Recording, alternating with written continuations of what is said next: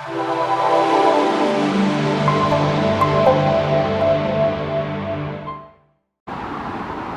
day of our cruise departure dawns very sunny as the American Song lies docked just opposite our Red Lion Hotel. What does a 7-day riverboat cruise on the Columbia River aboard the American Song, the newest, built 2018, and most modern of riverboat cruise ships really look like? This is the first of the so-called modern riverboats. And here is the 289-foot long, 56-foot wide, 2,900-ton American Song. The riverboat is the largest boat on the Columbia River, 5 decks, 184 passengers, 120 cabins, all outside, and the smallest cabin aboard this ship. A single cabin is 250 square feet. The largest is 900 square feet. Making sure your luggage gets from your room to the riverboat is very important. Each bag is hand-hauled up the edge of the gangway and then carried inside.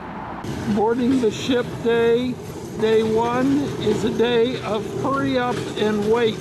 In this case, we're waiting at the Red Lion on the river. The ship includes a small, mediocre buffet. It's a half an hour before boarding time, and there are already a few people present waiting for their boarding instructions. We're going to go around as quickly as we can. What we need from you is your photo ID. We are still finishing up with the room, so what we would love from you is if when you make it over to the ship, please head to the deck 4 forward or the deck 4 aft lounges. After a very quick check-in, it's time to board the ship.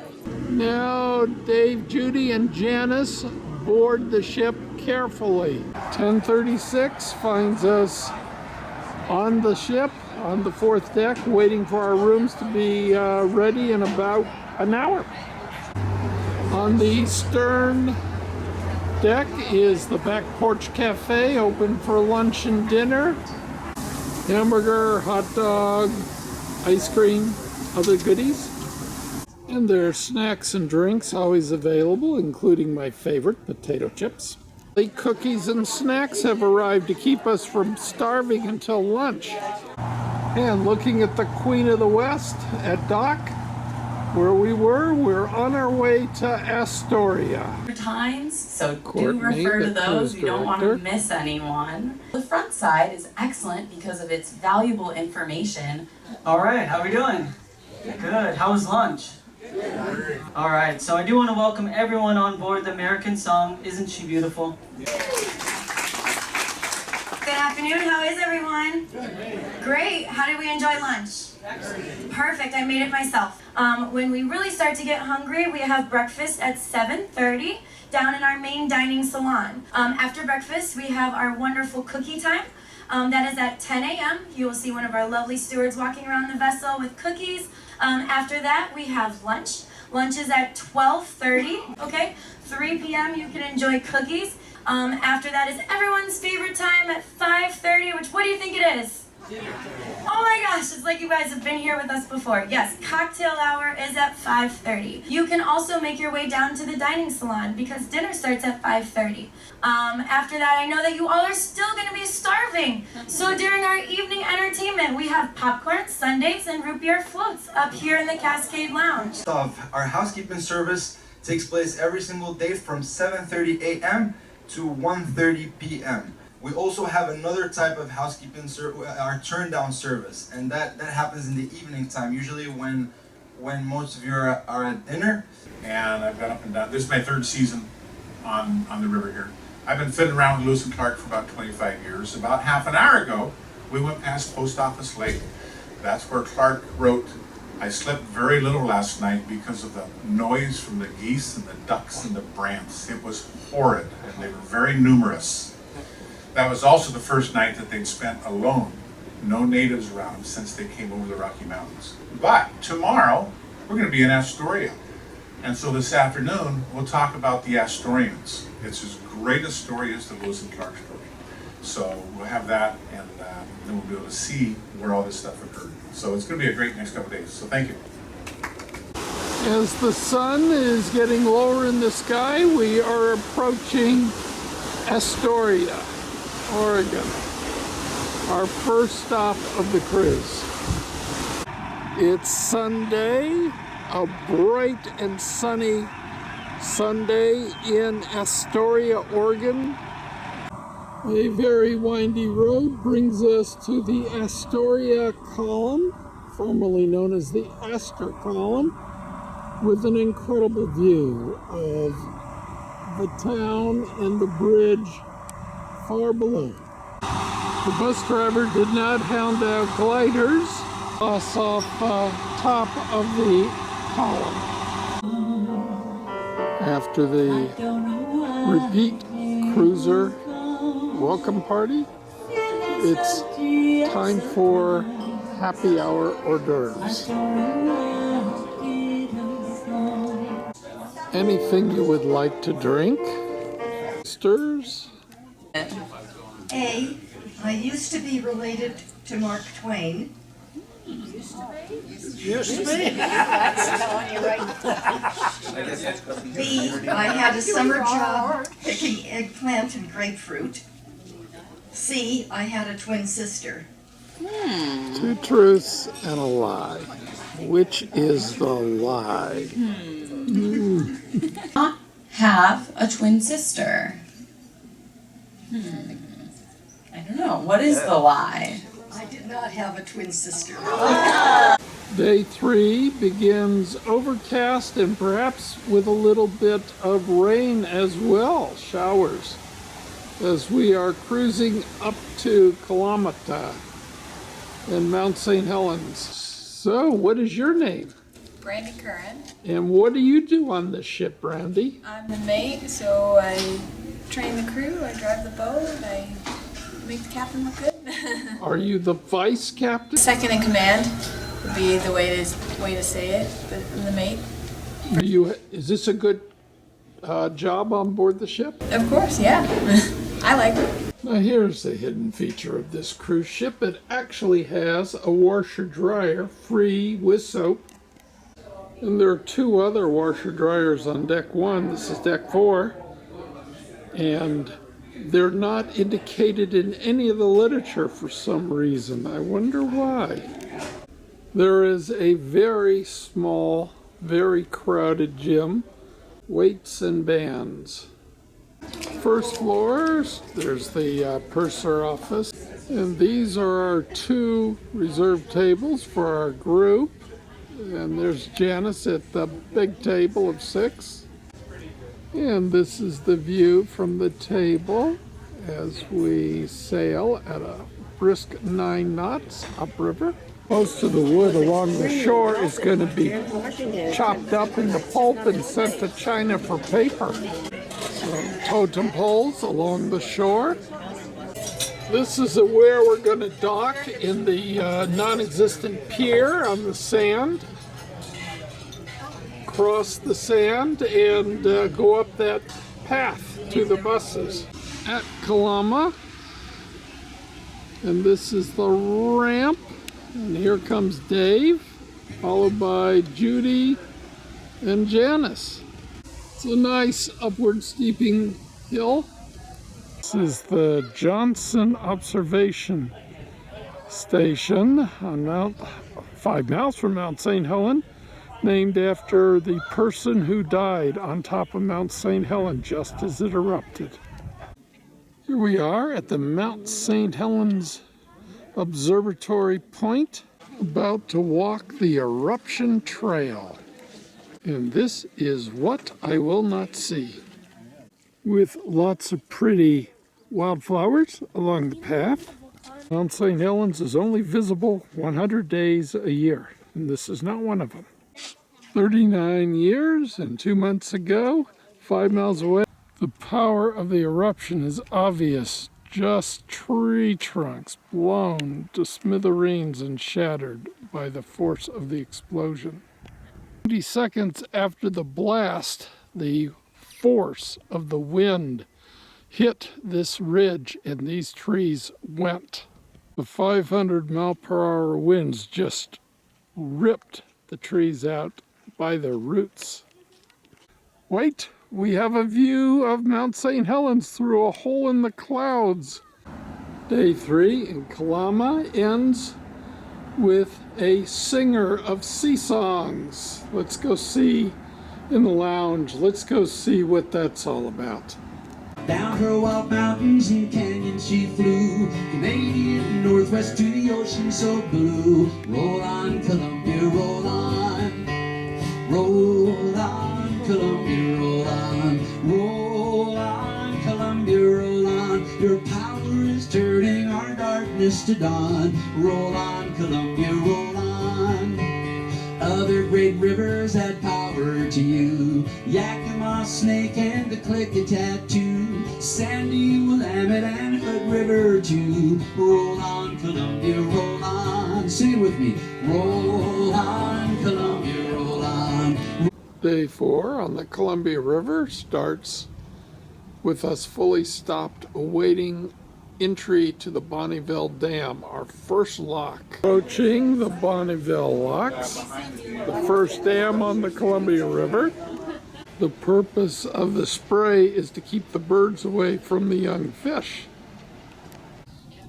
Now we come to the first lock, about 70 feet high, that we'll gain.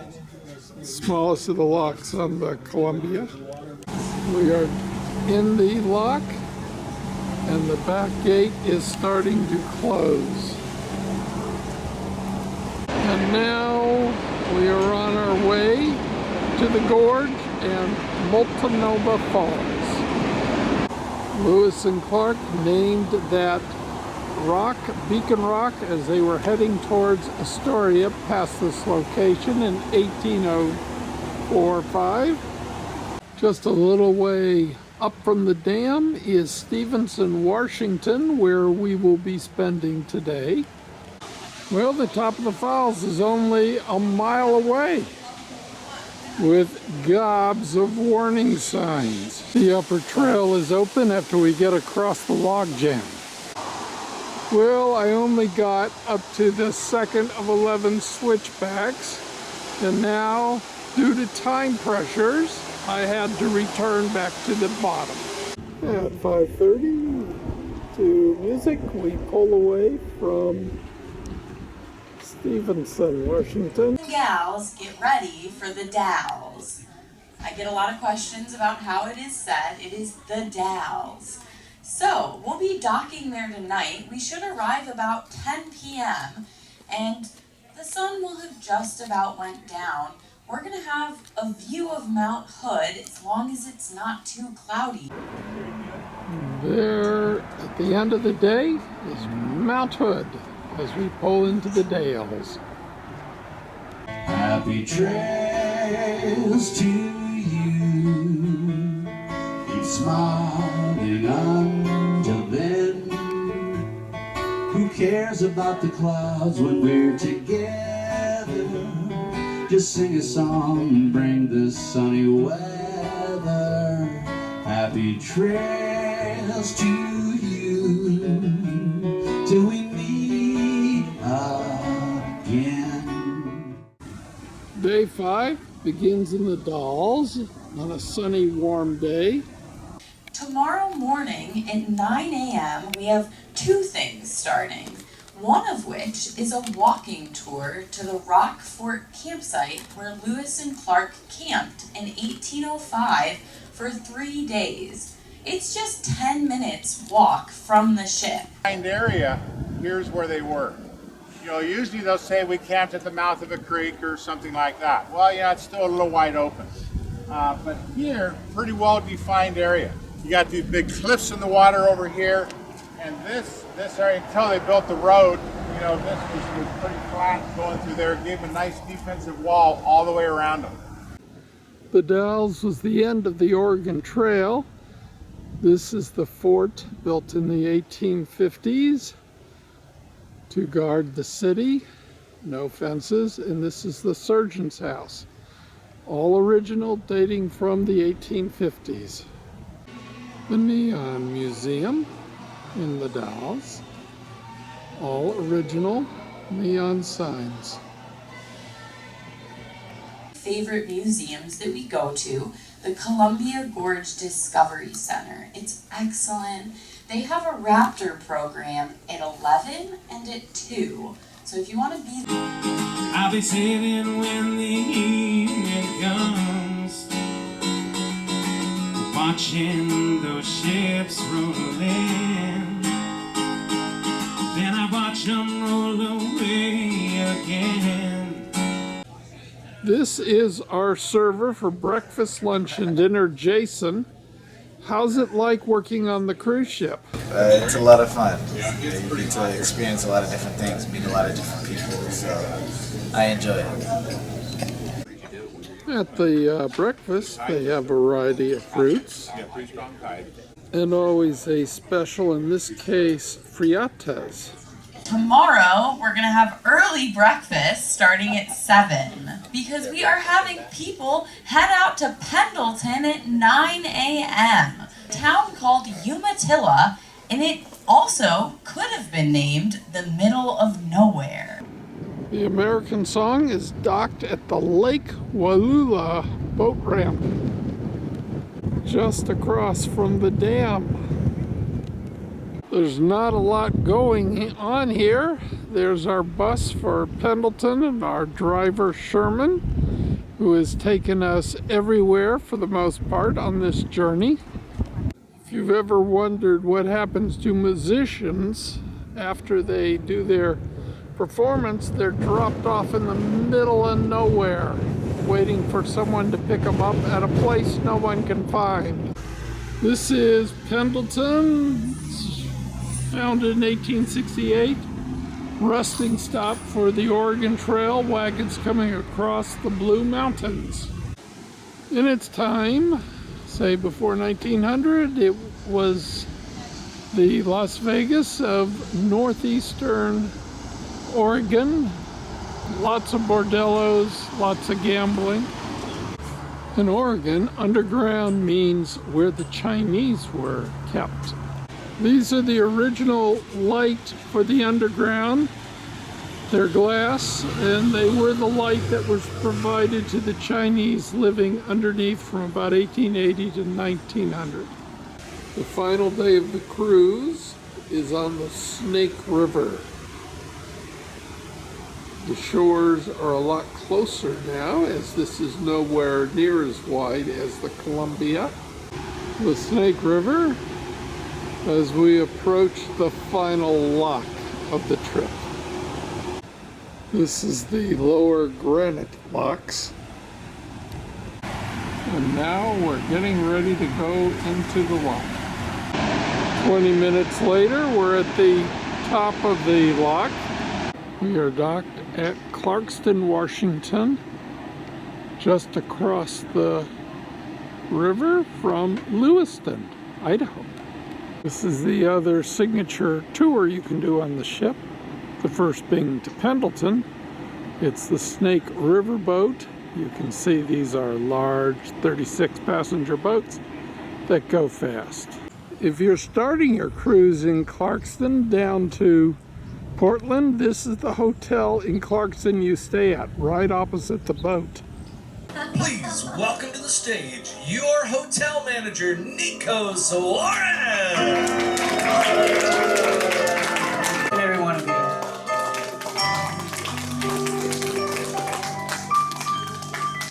After midnight, out in the moonlight, just like we used to do, I'm always walking. After midnight, searching for you. I walk for miles along the highway. Well, that's just my way of saying I love you. I'm always walking after midnight, searching for you.